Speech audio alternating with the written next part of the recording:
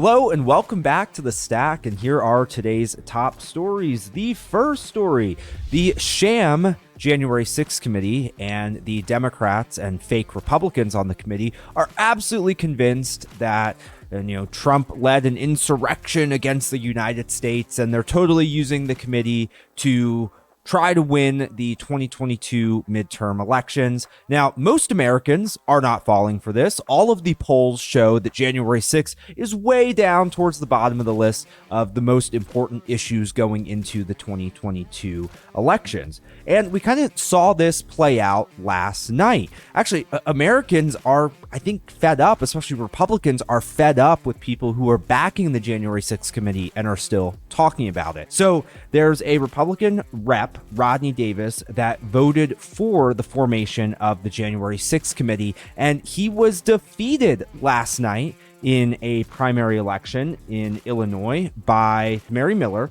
and she's a Republican. She defeated this longtime incumbent who voted to create the House panel investigating the January 6th committee, and she won with 57% of the vote. That's a really strong showing in a GOP primary, especially against an incumbent. So I just think this is absolutely fantastic. Again, this is the sham January 6th committee not being believed, playing out in real time. It's great news to see this happening. People support Trump, not January 6th. And the second story, we all have seen the video at this point of Nancy Pelosi literally pushing, elbowing with her bony elbows, a little girl that is the daughter of newly sworn in Representative Mayra Flores. She won a special election in a deep blue seat. Well, Pelosi's office released a statement after this happened, and the statement didn't do anything to help Pelosi.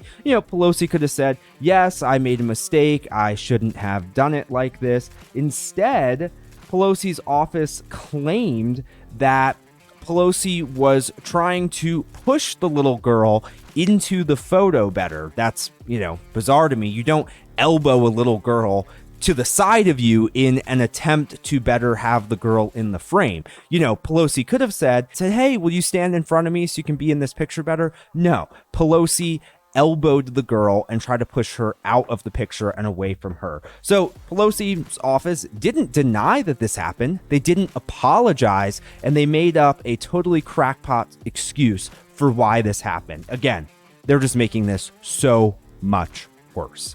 And the third story, we read so often about how just liberal and indoctrinated students at college universities are, how terrible college universities are, their indoctrination machines. Well, we have some good news with that. Clarence Thomas has been attacked ever since the Roe v. Wade ruling and other great rulings from the Supreme Court in the last couple of weeks. We've seen racial slurs hurled against Clarence Thomas. Well, students at George Washington University have wanted him to be removed from his teaching position at the university. He's an adjunct professor at George Washington University, and the university has said that they will not boot Clarence Thomas from his teaching position.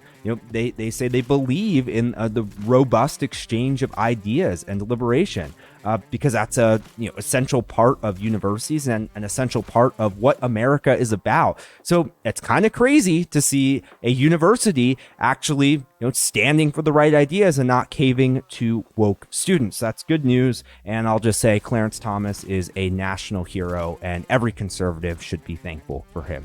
So if you want to stay up to date on the latest Supreme Court news, the latest on Pelosi pushing little kids, and the latest on the 2022 election, you can head to westernjournal.com. And please be sure to like and subscribe so you never miss an episode of The Stack.